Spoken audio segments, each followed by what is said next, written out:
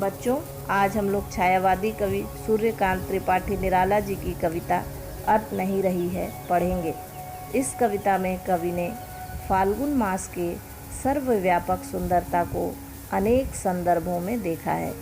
जब मन प्रसन्न होता है तो हर तरफ फाल्गुन का ही सौंदर्य एवं उल्लास दिखाई पड़ता है।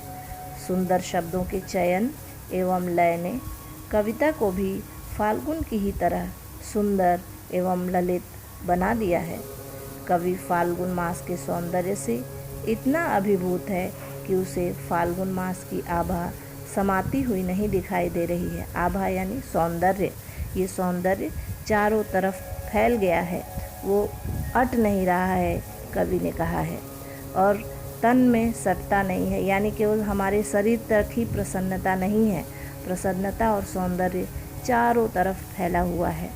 मानवीकरण अलंकार के माध्यम से कवि ने फाल्गुन मास को संबोधित करते हुए कहा है कि आप सांस लेते हैं कहीं तो चारों तरफ उसका सुगंध पता चलता है, ज्ञात होता है।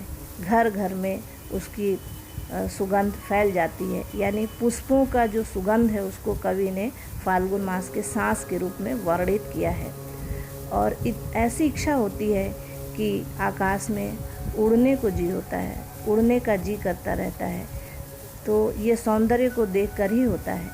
आँख हटाने पर भी आँख हटती नहीं है इस सौंदर्य को देखने से। इस सुंदरता की ये विशेषता है।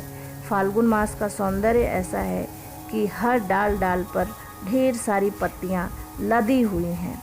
ये सौंदर्य है प्रकृति का। और कहीं हरी हरी पत्तियाँ दिखती हैं, कहीं लाल लाल पत्तियाँ दिखती हैं। और फूलों की जो श्रृंखला है, चारों तरफ फूल फूल ऐसे लगते हैं जैसे फाल्गुन मास के उर में, हृदय में मंद गंध पुष्पों की माला पड़ी हो। सुगंधित सुगंधित फूलों की माला उनके हृदय में, फाल्गुन मास के हृदय में पड़ी हुई है। सुंदरता इतनी अधिक फैल गई है कि पाट पाट पर, पत्ते पत्ते पर सुंदरता दिखाई दे रही है। शोभा है, पत्ते पत्ते पर सौंदर्य श्री विद्यमान है।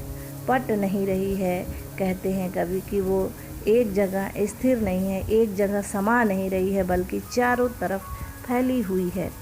इस बात को कवि ने कविता के रूप में इस तरह से कहा है। अट नहीं रही है आभा फागुन की, तन सट नहीं रही है।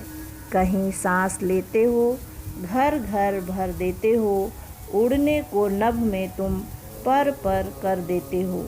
आँख हटाता हूँ तो हट नहीं रही है। पत्तों से लदी डाल, कहीं हरी कहीं लाल। कहीं पड़ी है उर में मंद गंध पुष्प माल। पाट पाट शोभा श्री, पट नहीं रही है, अट नहीं रही है आभा फागुन की, तन सट नहीं रही है। इस प्रकार कवि ने इस कविता में फाल्गुन मास का मानवीकरण किया है और उससे बातचीत की है। उसके सौंदर्य का अत्यंत ही सजीव चित्रण किया है। धन्यवाद।